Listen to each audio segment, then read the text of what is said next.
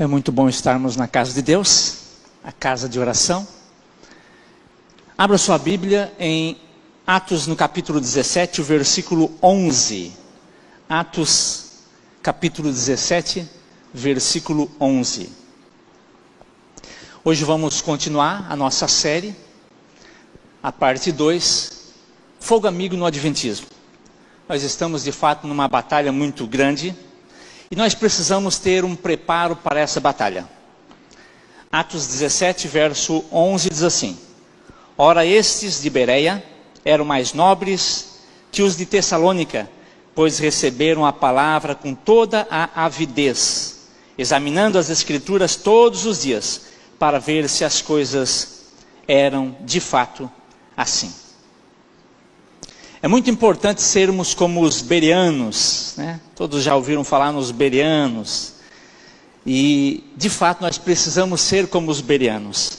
Nós precisamos desenvolver esse amor pela verdade, amor pelo estudo da palavra. Algumas pessoas, às vezes, elas querem contrariar as nossas doutrinas, mesmo entre os nossos, né? E às vezes até se acham assim muito bereanos, acham assim que estudam muito, mas quando a gente vai perguntando se leu alguma coisinha além da Bíblia, que é o mais importante, quando a pessoa de repente ela vai falar sobre as doutrinas da igreja, ou sobre a própria história da igreja, aí de repente a gente pergunta, mas você já leu o Nisso Cremos, aquilo que realmente nós cremos, você já leu? Ah, não, mas eu acredito igual, mas nunca leu. Muitos gostam de criticar esse livro, Questões sobre Doutrina, o livro mais polêmico que a igreja lançou, Questões sobre Doutrina. Então, existe um grupo, que eu vou usar uma sigla diferente, porque eu não quero fazer propaganda para eles, eu vou chamar de o IAC, né? Só que é outro nome, só que é parecido com isso aí, só porque eu não quero fazer divulgação para eles. Eles gostam de criticar bastante esse livro, mas assim, quando a gente conversa com eles, não leram o livro. O livro é excelente. Existe uma versão mais atual desse livrinho, esse aqui é do tempo que ele era amarelo ainda, A Igreja Remanescente, livro fantástico. George Knight, Adventismo. Eu gosto muito do George Knight, né? Ellen White e a Humanidade de Cristo. A Mensagem de 1888. Em Busca de Identidade. Tudo do George Knight. Pecado e Salvação. Isso aqui é uma amostra de alguns dos livros que são assim importantes para a nossa fé. Porque eles contam as histórias sobre a igreja, contam sobre as nossas doutrinas, como aconteceu, como nós chegamos onde chegamos, e eles vêm apresentando uma série de detalhes que são importantes para nós. E às vezes as pessoas elas se colocam como bereanas, mas elas não estudam. Ou quem sabe estuda só o que o IAC, né? O IAC produz. Aí lá estuda, mas o nosso material, que a pessoa deveria ter assim um preparo muito maior, aí esse não teve tempo para estudar. Eu quero fazer uma divulgação aqui numa página no Facebook e também no canal no YouTube, é o MBA. Você pode buscar como Momento Bíblia Anotada. Momento Bíblia Anotada. Nesse local aí você vai encontrar os vídeos que a gente disponibiliza lá diariamente. São vídeos curtos, explicativos sobre algum texto bíblico. Então, no máximo 3 minutos, eu pego um texto bíblico ali e eu vou comentando alguma coisa. MBA, Momento Bíblia Anotada. É só jogar assim no YouTube ou no Facebook. Facebook eu boto diariamente. Momento Bíblia Anotada. O texto de Provérbios 4:18, vários desses textos agora já estão projetados, ok? Nós já lemos um aqui diretamente na Bíblia. No último sermão que eu preguei justamente sobre essa temática, eu destaquei também a importância desse texto. A vereda do justo, os justos é como a luz da aurora que vai brilhando mais e mais até ser dia perfeito. Assim acontece na nossa vida. Quando a gente conhece a verdade, existe uma série de coisas que a gente Mesmo que as pessoas tenham falado, o sábado é assim, tal, tal. Mas parece que não entra tudo na nossa mente, a gente devagarinho vai compreendendo melhor como a coisa funciona. E isso também a nível de igreja. A igreja também se desenvolveu dessa forma. Um texto de Ellen White, do livro Testemunhos para a Igreja, volume 5, páginas 707 e 708, diz assim: essa luz nos deve levar a um diligente estudo das Escrituras e a um atento exame crítico das posições que mantemos. É vontade de Deus que todos os fundamentos e posições da verdade sejam acurada e perseverantemente investigados com oração e jejum. Eu acho tão interessante esse tipo de texto, porque ele demonstra a posição de Ellen White e a posição da igreja, na realidade, que nós não devemos nos acomodar com as nossas crenças. Eu sei que é o sábado, então está tudo certo, não precisa mais estudar. Não é assim. Nós temos que analisar por que é o sábado. As pessoas gostam de nos acusar, de dizer assim, o adventista guarda o sábado porque Ellen White diz que é para guardar o sábado. Eu não guardo o sábado porque Ellen White diz que é para guardar o sábado. Você guarda? Tenho certeza que não. Mas se você não fizer um exame crítico, é para criticar mesmo, você tem que pegar as nossas crenças e criticar. Ficar olhando, mas por que é sábado? Será que é bíblico isso? O milênio, será que é bíblico a forma como a gente acredita? Sobre a volta de Jesus, será que é bíblico mesmo? Você tem que fazer um exame crítico, porque daí isso vai te levar mais próximo da verdade. Você vai ver, poxa, nisso cremos, poxa, esse pessoal sabia o que estava falando, sabe bem o que estava falando mesmo. Mas se você ficar assim apenas por uma tradição, eu sou adventista por tradição, eu sei que guardo o sábado, tal, mas não sei assim os detalhes. Não, você tem que ser como os bereanos, tem que pesquisar. Essa é a recomendação de Ellen White, de Deus na realidade, né? Eu botei ali um subtítulo, né? O tempo não faz o erro virar verdade. Citação de Ellen White, do mesmo livro, Testemunhos para a Igreja. As pessoas ficam satisfeitas com a luz já recebida da palavra de Deus e desistem de qualquer posterior estudo mais profundo das Escrituras. Tornam-se conservadoras e procuram evitar a discussão de assuntos. Olha que interessante. Mas os pioneiros, eles acreditavam numa série de coisas que hoje a gente não acredita. Pois é, as pessoas adventistas têm às vezes aquela tendência de se tornar conservadoras, de querer conservar coisas que, se a gente for para a Bíblia, pode ser que seja um pouco diferente. E a gente tem que ir para a Bíblia. Nós não somos igrejas que são baseadas em tradição. Nós temos, como adventistas, que também decidimos entre a Bíblia ou a tradição. Mas os pioneiros, isso é tradição, isso não é Bíblia. Você tem que ir pela Bíblia. Quantas coisas nós já, a igreja, né, como igreja, já abandonamos.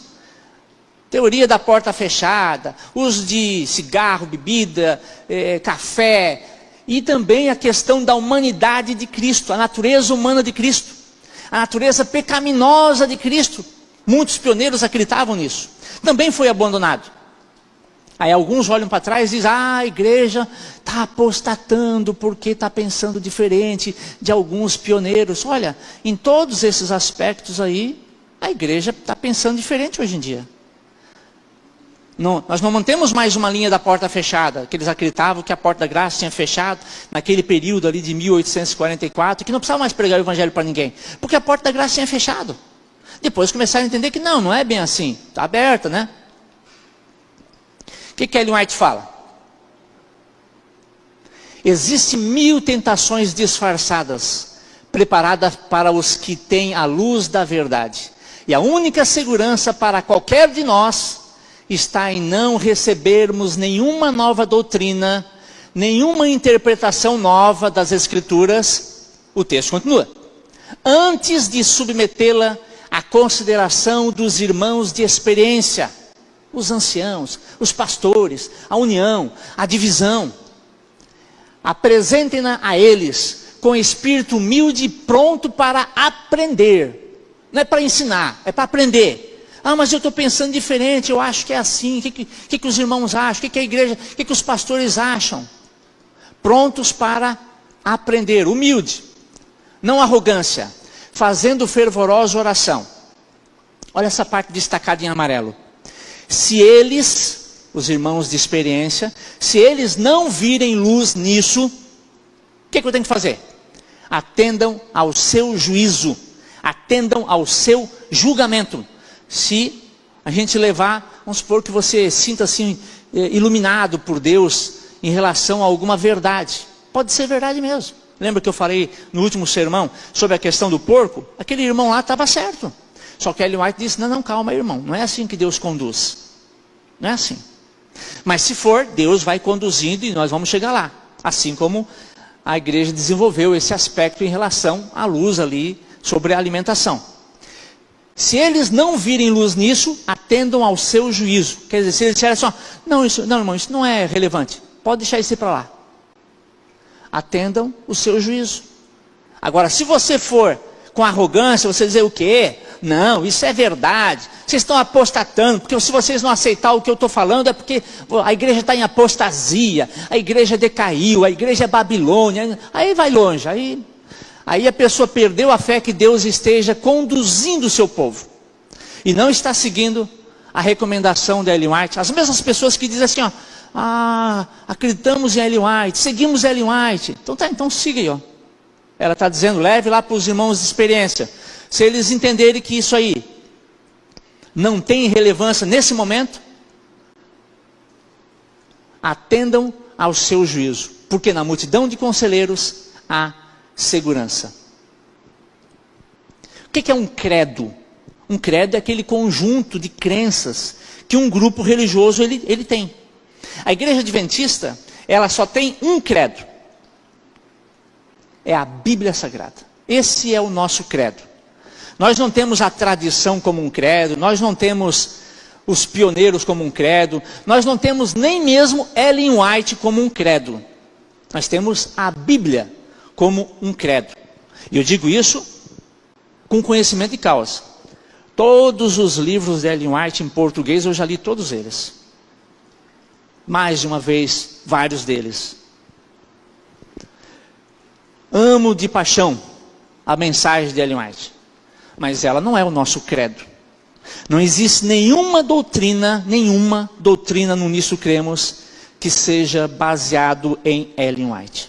Se nós guardamos o sábado, é porque a Bíblia, Deus manda guardar o sábado. Se nós cremos na mortalidade da alma, é porque a Bíblia diz que é assim. Não é porque Ellen White diz que era assim. É claro que ela também vai confirmar o que está na Bíblia. Mas eu devo crer. Quanto mais eu estudo a Bíblia, mais eu acredito em Ellen White. Algumas pessoas às vezes tentam fazer um sentido contrário. Às vezes elas querem estudar Ellen White para acreditar na Bíblia. É o contrário. Você tem que estudar a Bíblia para acreditar em Ellen White. Quanto mais você estuda a Bíblia, mais você lembra assim, poxa, aquela velhinha sabia o que estava falando. É assim que funciona. E o que ele diz Ellen White? Olha só. Ela dizendo, examinem cuidadosamente as Escrituras para ver o que é a verdade. Ela não está dizendo assim, examinem cuidadosamente os meus escritos para ver o que é a verdade. Não, ela diz, examine cuidadosamente as Escrituras. A verdade não perde nada pela investigação minuciosa. Não vai perder, a verdade não vai perder se você fizer uma pesquisa profunda da Bíblia. Não, eu não vou nem estudar esse assunto, porque se eu estudar... Não, é importante que estude mesmo. Quanto mais você estudar, maior será a luz sobre aquele assunto, e não o contrário. A verdade não vai perder com a investigação. Que a palavra de Deus fale por si mesma, que ela seja sua própria intérprete. Eu vou pegar Ellen White para interpretar a Bíblia. Não é isso. A própria Bíblia tem que ser a sua intérprete. A palavra de Deus é o grande detector de erro. A palavra de Deus. Você quer saber se alguma coisa é heresia ou não? Estude a verdade. Se você estudar a verdade, É igual a pessoa lá que está trabalhando num banco, ele não fica olhando as notas falsas, ele olha todos os detalhes da nota verdadeira. Quando ele conhece a verdadeira, ele pega uma falsa e, opa, essa aqui já não tem as características. E é assim que tem que ser. Queremos evidência, Ellen White falando, queremos evidência bíblica para todo ponto que defendemos. Não devemos aceitar a opinião de ninguém sem antes compará-la com as Escrituras. Eis a autoridade divina que é suprema em assuntos de fé. Em assuntos de fé, a autoridade suprema é o quê? São o quê? As Escrituras. Se toda ideia que temos defendido em matéria de doutrina for verdade, não deve a verdade suportar a investigação? Ela está perguntando. A verdade deve ou não suportar a investigação? Deve e vai suportar. Ela balançará e cairá se for criticada? Se eu pegar o sábado e ficar criticando na minha mente, mas será que é o sábado mesmo? Eu vou para a Bíblia, eu vou para a Bíblia. Vai ter algum problema? Vai balançar a verdade? É claro que não. Ela vai ficar mais sólida, mais firme na minha mente. Se for assim, se ela balançar e quiser cair, que ela caia. Quanto mais cedo, melhor. A recomendação da Ellen White, se aquilo que você estiver estudando, estiver balançando e estiver querendo cair, que caia o quanto antes. Nosso compromisso não é com tradições, é com a Bíblia. É com o nosso credo, que é a palavra de Deus. O espírito que fecha a porta para a investigação cristã dos pontos da verdade não é o espírito que vem do alto. Olha só, se a pessoa disser assim, não, mas os pioneiros já tinham falado sobre isso e eles acharam que era assim e tal. Esse espírito que está querendo impedir as pessoas de estudar a palavra para ver o que é a verdade mesmo, esse não é o espírito que vem do alto. Nisso cremos. Página 9, diz assim: não escrevemos esse livro para que servisse como um credo, ou uma declaração de doutrinas montada sobre concreto teológico, que ninguém pode mais mexer. Os adventistas possuem apenas um credo, a Bíblia e a Bíblia somente. Quando a gente... Eu gosto de dizer desse óculos porque ele ilustra bem o que eu quero falar. Eu com esse óculos aqui amarelo, eu começo a olhar para vocês, para a parede, eu vejo tudo assim meio amarelado. Justamente por causa do meu óculos. Esse óculos é como se fosse o seu preconceito, ou aquela sua cosmovisão. Quando você está olhando as coisas a partir de um determinado ponto, você vê todas as coisas naquela cor. Por quê? Porque você já está com aquele pensamento. Por isso que a frase diz assim, não vemos as coisas como elas são, vemos como a bagagem que temos. A bagagem que nós temos, elas ajudam, atrapalham a gente ver as coisas de uma forma ou de outra. Assim como aqueles óculos. E de igual forma aqui a própria ilustração. O pessoal viu ali uma abelha, um vai ficar feliz porque vai pensar no mel, o outro vai ficar assustado porque vai lembrar que tem alergia e tal. E veja só como a mesma coisa. De igual forma, se eu falar assim a palavra árvore, todo mundo sabe o que é uma árvore. Então se eu dissesse assim para vocês, imagine nesse campo ali uma árvore. E cada um de vocês vai agora imaginar uma árvore. Mas quando a gente para imaginar, ou se a gente colocar ali aquilo que a gente imaginou, é diferente. Apesar de tudo ser árvore, mas cada um de nós pensou numa árvore diferente. Uma palavra conhecida por todos nós. O que diz a Bíblia? Olha, um exemplo é a palavra semelhante. Algumas pessoas olham para a palavra semelhante na Bíblia e elas acham que ali, quando fala em semelhante, está dizendo exatamente igual em tudo. Outros vão olhar e vão dizer, não, é totalmente diferente. Outros vão dizer, não, semelhante significa parecido. Vamos para a Bíblia então. Lá em Gênesis, façamos o homem à nossa imagem conforme a nossa semelhança. Você é igual a Deus?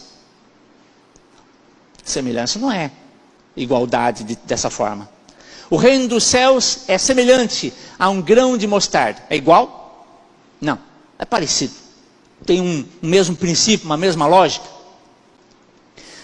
Uma citação aqui do Nisto Cremos, na página 60, referindo-se ali à humanidade de Cristo, e faz uma comparação usando a palavra semelhante. Você conversa com algumas pessoas, pessoal que tem uma linha perfeccionista, eles vão dizer assim: não, nós cremos igual como está aqui, ó. Isso é o que está aqui. Diz assim: da mesma forma que a serpente de bronze foi feita à semelhança das serpentes venenosas, lá no deserto, que Moisés colocou lá sobre a haste, foi erguida para a salvação das pessoas, assim o Filho de Deus, feito em semelhança de carne pecaminosa, deveria se tornar o Salvador do mundo. Estão falando acerca da palavra semelhança, e nisso cremos ali, ele explicou: olha, o semelhante é a mesma coisa que uma serpente verdadeira e uma de bronze. Se você tivesse que dormir com uma delas, qual você escolheria? A verdadeira ou a semelhante?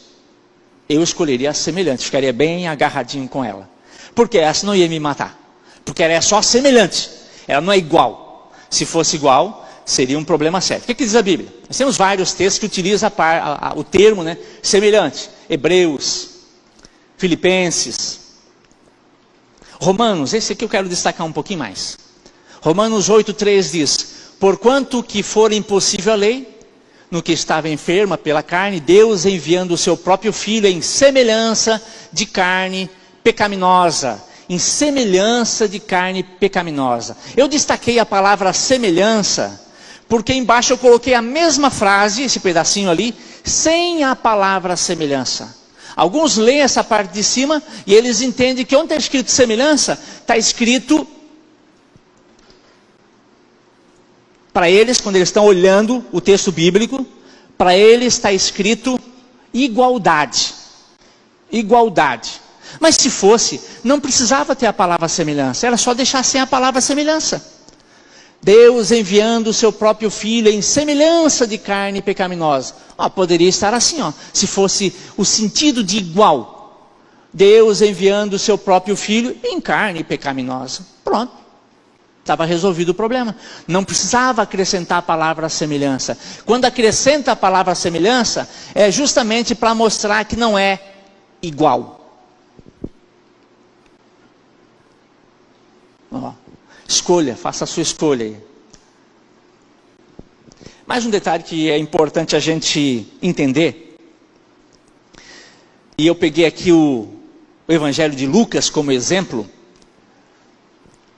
Lucas, quando ele começou a escrever ali o Evangelho de Lucas, Lucas capítulo 1, versículos 1 a 3, diz ali que ele fez uma pesquisa, que ele entrevistou lá as testemunhas oculares, os servos da palavra, e olhou o que já tinha sido produzido. Essa foi a inspiração de Lucas. E muitas vezes, algumas pessoas podem ter uma compreensão equivocada sobre a inspiração, sobre o processo de inspiração. Alguns podem achar que o processo de inspiração é tipo isso aí, Só que isso aí é o que acontece no Espiritismo. Não é o que acontece com o profeta bíblico.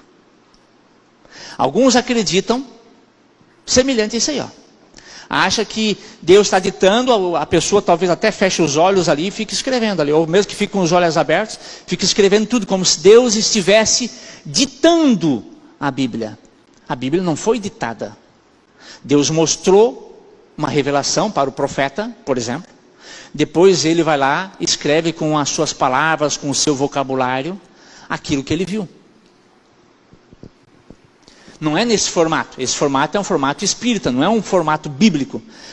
Mas quando a gente olha para essa cena de Ellen White, dá a impressão que o artista imaginou assim, ela realmente ouvindo e só copiando. Mas essa não foi a inspiração.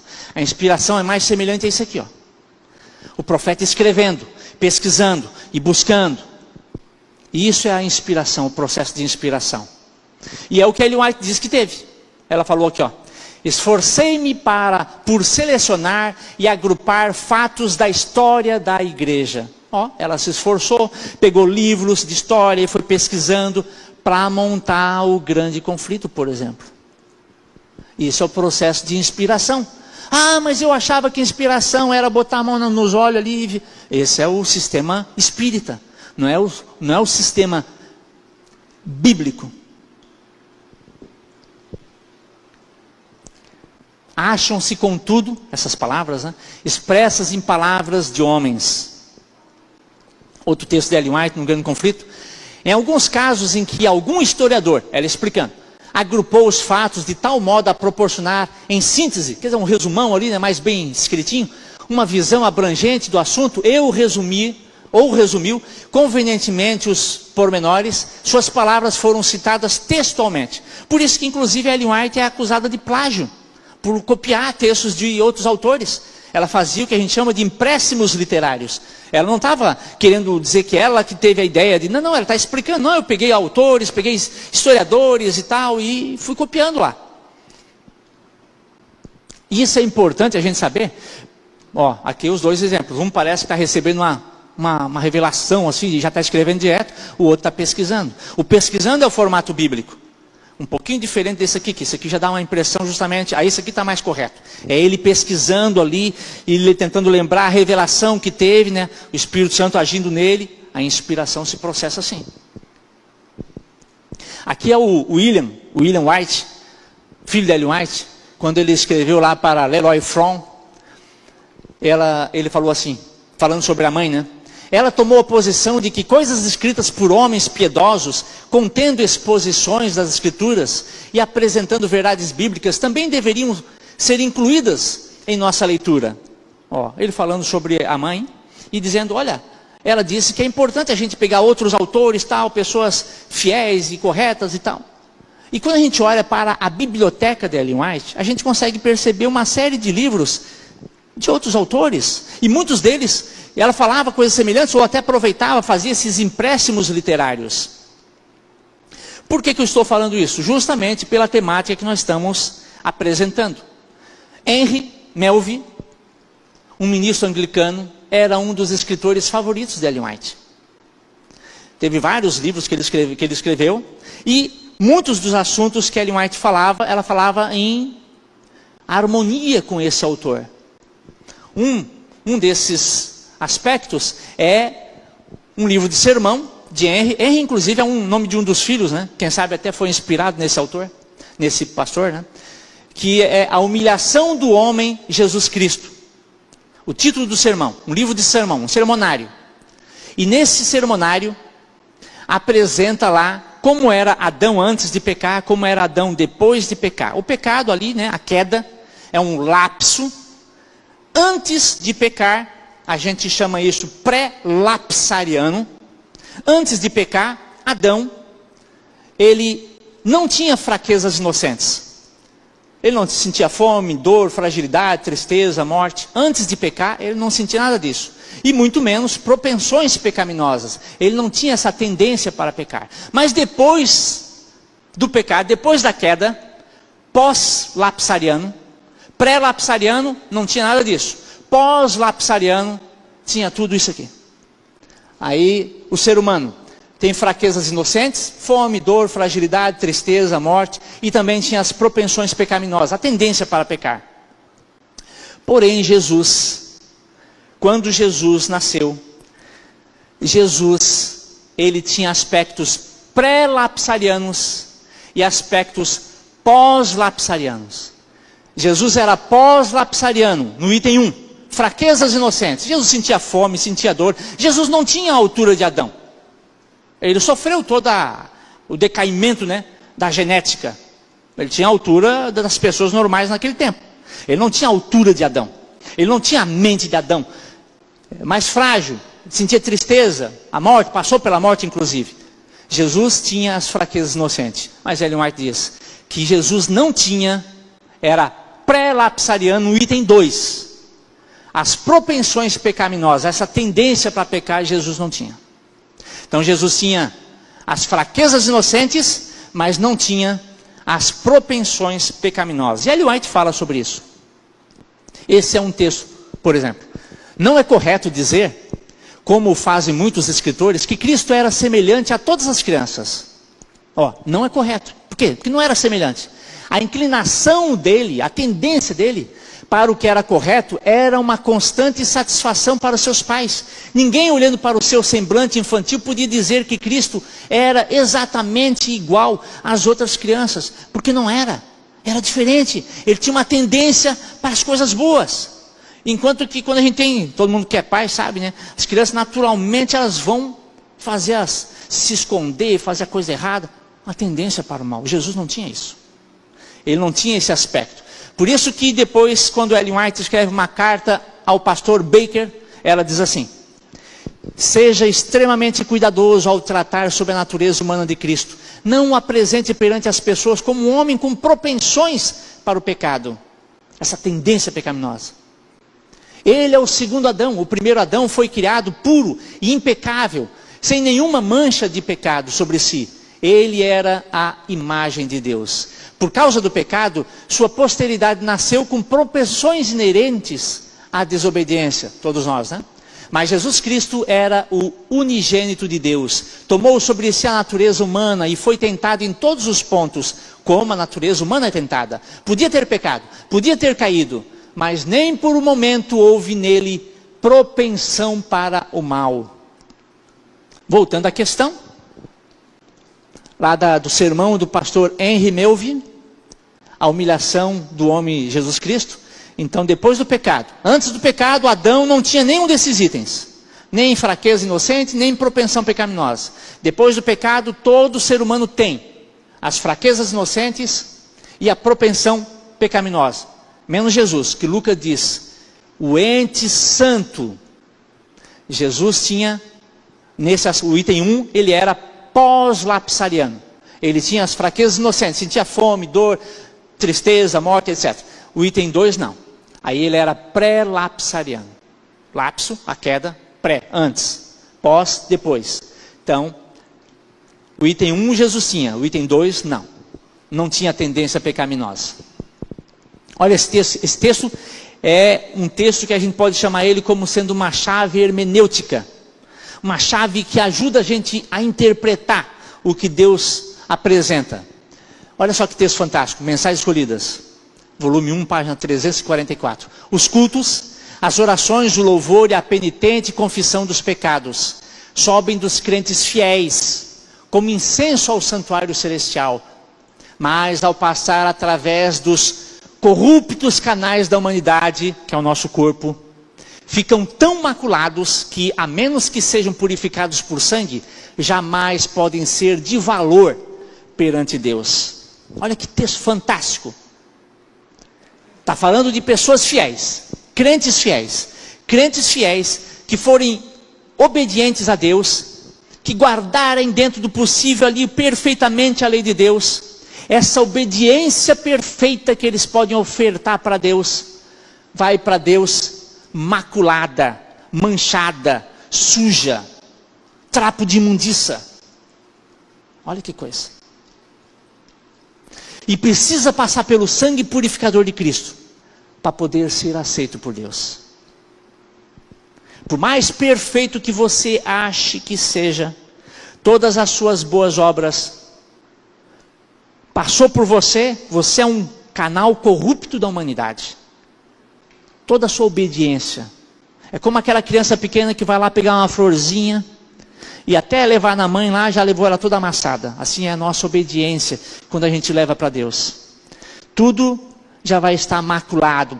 Nós somos um canal corrupto da humanidade. É como se fosse aquela mangueira que em casa você usa lá para desentupir o esgoto. Aí depois você tira, você não vai usar essa mangueira para tomar essa água, né? Você deixa lá guardado lá para usar depois no esgoto novo. Aí você pode até engatar na mangueira lá e passar água pura. Mas passou por aquele canal corrupto, já você não vai botar a boca ali para tomar. Porque você já sabe que é um canal corrupto da humanidade. Nós somos assim, nós somos esse canal corrupto da humanidade. A nossa obediência, ela vai maculada, manchada, contaminada para Deus. Precisa passar pelo sangue purificador de Cristo. Compreendido essa parte? Agora imagina se Jesus fosse igual a nós também. Se Jesus também fosse o canal corrupto da humanidade. Se ele fosse o canal corrupto da humanidade, toda a obediência dele não serviria para nada. Toda a obediência de Cristo já iria para Deus contaminada, maculada, manchada. E ele próprio precisaria de um Salvador. Olha que coisa. Esse texto ele é muito interessante. Já estamos encerrando. Estamos naquela caminhada, cada vez mais tendo que abandonar algumas coisas. E nesse caminho muita gente vai ficar pelo caminho, né? Nesses momentos ali de largar a carroça, largar o cavalo, largar o sapato, a meia, etc. Alguns pelo liberalismo, outros pelo outro extremo, um fanatismo independente, acaba ficando pelo caminho. As pessoas muitas vezes elas perdem a noção de que Jesus está conduzindo esse povo. E o nosso último texto, do livrinho A Igreja Remanescente, que diz assim, Ellen White falando: cobro ânimo e sinto-me abençoada ao reconhecer que o Deus de Israel ainda está guiando o seu povo e continuará com eles até o fim. Louvado seja Deus. A partir do momento que a pessoa desacredita que Jesus esteja conduzindo, ela vai para qualquer direção. E é isso que a gente tem que ter bem firmado na nossa mente, no nosso coração. Apesar dos problemas, apesar das dificuldades, Ellen White diz, vão ter problemas e dificuldades até o fim. Ele está conduzindo e vai conduzir a sua igreja até o fim. Louvado seja Deus. Amém.